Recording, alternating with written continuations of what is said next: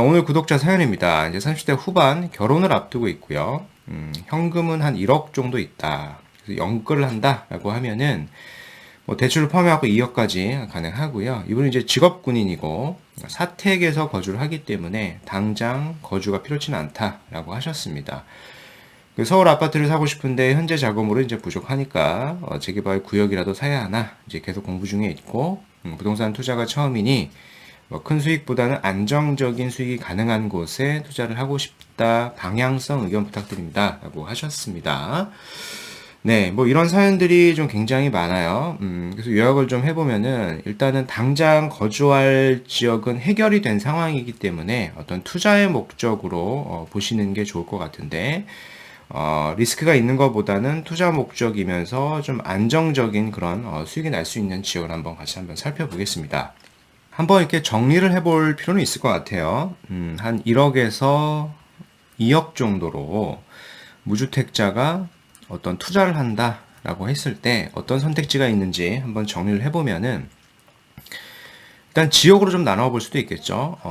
서울이 있을 것이고, 이제 경기도 일대, 경기, 인천권은 있을 수 있겠죠. 그래서 서울 같은 경우에 보면 상품으로 봤을 때, 아파트는 사실 좀 많이 어렵죠. 아파트 같은 경우 일부 뭐 나홀로 같은 경우에는 가능할 수도 있겠습니다만은 나홀로는 투자성이 거의 없으니까 거의 불가능하다라고 볼 수 있겠고, 그 다음 이제 상품으로는 이런 오피스텔이 있을 거예요. 오피스텔이 있을 것이고, 단 이제 오피스텔 같은 경우에는 뭐 일부 어떤 시세 차익이 가능한 그런 부분도 있을 수는 있겠는데 시세 차익보다는 대부분 이런 임대 수익이니까 그쵸?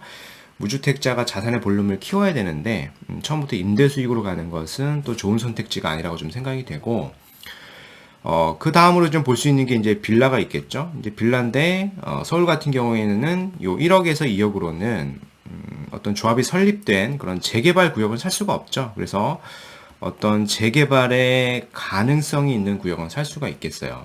근데 이 가능성이라고 하는 걸 보면은 뭐 될 수도 있겠죠. 재개발이 될 수도 있겠는데 뭐 안 될 수도 있는 그런 상황에 처할 수도 있는 겁니다. 그래서 어떤 투자라고 하는 것, 특히 내가 무주택인 상황에서 본인의 전 재산을 투자하는 데 있어서 리스크를 좀 최소화하는 게 좋겠죠. 그리고 그 최소화해야지만 자신의 어떤 수익을 좀 안정적으로 가져갈 수 있으니까. 그래서 최악의 상황을 좀 고려해 봤을 때 내가 서울을 투자한다라고 보면은 뭐 이런 선택지가 될 수도 있는 거예요. 그렇죠? 오피스텔을 하면은 시세 차익보다는 임대 수익으로 갈 것 같고 빌라를 산다라고 하시면은 뭐 재개발이 안 되는 그런 빌라를 살 수도 있잖아요. 그래서 이런 선택지가 되기 때문에 사실 무주택자 입장에서 이런 선택지가 아무것도 안 하는 것보다는 좋겠지만 사실 그렇게 썩 좋은 선택지는 아니다라는 거예요. 그렇죠? 서울 입장에서 보면 그렇고 이제 스팬을 좀 넓혀 보겠습니다. 경기도나 인천까지 이렇게 넓혀 보면은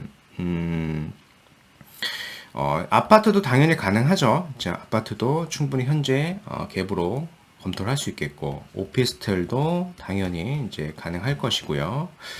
이제 빌라인데 일반적인 빌라가 아니라 경기 인천권까지 확대를 해보면은 재개발에 조합이 설립이 된, 즉 말 그대로 이제 재개발 구역을 살 수가 있는 거예요. 그래서 뭐 이런 선택지들이 있을 건데 뭐 굳이 뭐 대체제니까 오피스텔은 할 필요는 없을 것 같고요. 무주택자 입장에서. 그리고 뭐 아파트를 산다라고 하시면은 이런 6억 이하 아파트에 역세권이고 개발의 호재가 있는, 개발의 호재라고 하는 거는 자체적인 개발이 있을 것이고 이제 주변의 개발의 호재가 있겠죠. 그리고 될 수 있으면 세대 수는 적어도 한 500세대 이상 어떤 규모가 좀 있는 그런 단지를 보시는 게 좋을 것 같아요. 이런 단지들을 고려해가지고 검토하시면 될 것 같고 이제 빌라 같은 경우에는 재개발이 이제 조합이 설립이 된 구역을 볼 수 있겠죠. 근데 이제 구독자분 같은 경우에 보면은요, 지금 뭐 내가 당장 거주할 그런 지역을 볼 필요는 없을 것 같아요. 왜냐면은 사택이 있어가지고 거주가 해결이 됐으니까. 그래가지고, 이런 빌라 입장에서 조합이 설립이 돼서 투자성이 좀 높은, 안정적으로 좀 수익이 가능한, 이런 상품으로 좀 검토를 해 보시는 게 좀 더 좋을 것 같다라고 좀 정리를 한번 해볼 수가 있는 겁니다. 그쵸? 네. 일단 뭐 지역을 한번 살펴보시죠. 일단은 네이버 지도를 한번 키셔가지고 다른 탭들은 좀 다 끄시고요. 요 재개발 탭만 이렇게 체크를 해 보시면은 재개발 구역들만 이렇게 나오게 됩니다. 그쵸? 네이버 지도상에 좀 볼 수가 있으니까 이렇게 참고하시면 되겠고요. 지도를 보면 오른쪽에 있는 방배동 일대도 이렇게 나오죠. 물론 이제 방배동 일대가 재개발은 아니고 이제 단독주택 재건축인데 뭐 네이버 상에는 재개발로 좀 표현이 되는 것 같고요. 그리고 왼쪽에 가보시면 이제 봉천동 일대도 이렇게 나타나게 되고 위에는 흑석동도 보이죠. 흑석동 재개발도 있고 왼쪽에 노량진 뉴타운도 이렇게 나오게 됩니다. 이제 구독자분 같은 경우에는 내 자금이 한 1억에서 2억이 있으니까 이런 지역들은 사실 매수를 할 수가 없죠. 근데 좀 스팬을 조금 넓혀 보셔가지고 인천권까지 좀 가보시게 되면은 사실 현재 자금으로 가능한 그런 재개발 구역들이 좀 있습니다. 보면 이렇게 한 2억대 정도, 그쵸? 이렇게 2억대 정도. 그리고 위에도 보면은 뭐 2억대 정도의 재개발 구역이 있죠. 여기가 이제 매매가는 2억이 넘는데, 대부분 어떤 이제 전세를 끼고, 세입자를 끼고 살 수가 있는 그런 구역이 있으니까, 사실 세입자를 끼게 되면은 실투자금은 한 1억에서 2억 이내로 그렇게 가능할 수가 있는 겁니다. 그래서 이런 지역들을 보시면 되겠는데요. 뭐 예로 하나 좀 들어보면은, 상공역 일대를 좀 가보시면요. 요 상공역 일대를 가보시면은, 역에서 약 한 10분에서 15분 정도 떨어져 있는 그런 구역이 있습니다. 산곡제 3구역이라고 하는 구역이 있는데 여기가 한 2억대 정도로 매매가가 형성이 되어 있어가지고 전세를 낀다라고 하시면 실투자금이 한 1억 8천 정도 되죠. 그쵸? 이런 걸 사게 되면 25평의 신축의 아파트를 향후에 좀 받을 수가 있는 거예요. 조합 설립 인가가 됐고요. 뭐 이런 구역이 있고 주변에 보면은 여기가 군부대가 있는데 요게 좀 이전이 확정이 돼 가지고 여기가 이제 공원으로 좀 조성이 될 겁니다. 그쵸? 인근에 뭐 이런 군부대 이전이 확정이 돼 가지고 역시 산곡 3구역에도 이제 긍정적인 좀 시그널을 줄 수 있다라고 좀 평가를 해볼 수 있겠습니다. 특히 여기 이제 두산건설로 시공사가 선정이 됐고요. 인천 삼곡 3구역입니다. 인천 부평구 산곡동 일대 180에 123번지 일대고요. 그래서 올 연말까지 사업 시행 인가를 좀 목표로 하고 있고요. 내년 10월에 관리처분 인가, 그리고 24년까지 이주 철거를 완료해가지고 같은 해 6월에 이제 착공하려고 하는 목표가 있습니다. 조합원 수가 그렇게 많지는 않기 때문에 사실 사업의 속도가 좀 빠를 수 있는 그런 구역이다라고 좀 평가를 할 수 있겠고요. 특히 이제 상곡 3구역 같은 경우에는 지하철 7호선 도보권에 한 10에서 15분 거리에 있다라고 볼 수 있겠습니다. 그리고 주변에 보면은 이렇게 군부대가 좀 이전을 하죠. 군부대가 이전을 함으로써 요게 지금 공원 녹지가 되고 도로 학교 그리고 나머지 30%는 또 개발 용지로 활용이 되기 때문에 긍정적인 좀 시그널을 줄 수 있다라고 좀 평가를 해볼 수 있겠고요.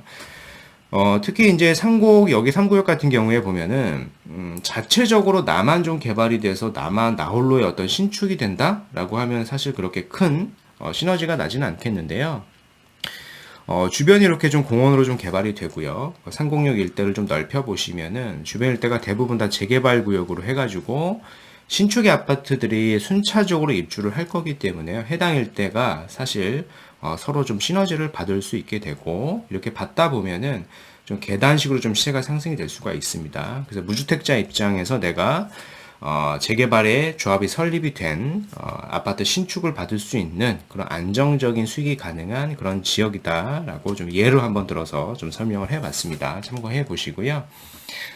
네, 그래서 오늘 내용을 좀 요약을 해보겠습니다. 대출 규제로 인해 가지고 수도권 주택 상승률 자체는 소폭 둔화가 됐어요. 근데 지방권은 상승률이 좀 상승이 됐죠. 반대로. 그리고 15억 초과의 용산, 마포, 강남권 주택은 신고가를 계속 갱신을 하고 있고요. 큰 영향이 사실 없습니다. 대출 규제하고는 사실 상관이 없겠죠. 그래서 아파트 경매 낙찰가율은 이제 119.9예요. 거의 한 120% 정도 되는데 역대 최고치를 다시 갱신을 했고 8개월째 100% 이상인 그런 상황입니다. 6억 이하 보금자리로는 DSR 규제에 배제가 되기 때문에 경기 인천권의 6억의 아파트 풍선효과가 예상이 되고요. 30대 후반 무주택자 한 1억에서 2억 투자 문의를 사실 좀 많이 주시기 때문에 무주택자라고 하시면은 서울의 어떤 오피스텔이나 재개발 예정지를 장기 투자하시는 거는 좀 지양하시는 게 좋을 것 같아요. 내 자산을 좀 안정적으로 좀 빨리 불려야 되기 때문에 그렇고, 그래서 이제 경기 인천권에 본인이 좀 향후에 좀 거주가 가능한 6억이의 아파트를 우선해서 보시는 게 좋겠고요. 이제 구독자분처럼 당장 거주지가 좀 해결이 되고 거주할 필요가 없다라고 하시면은요.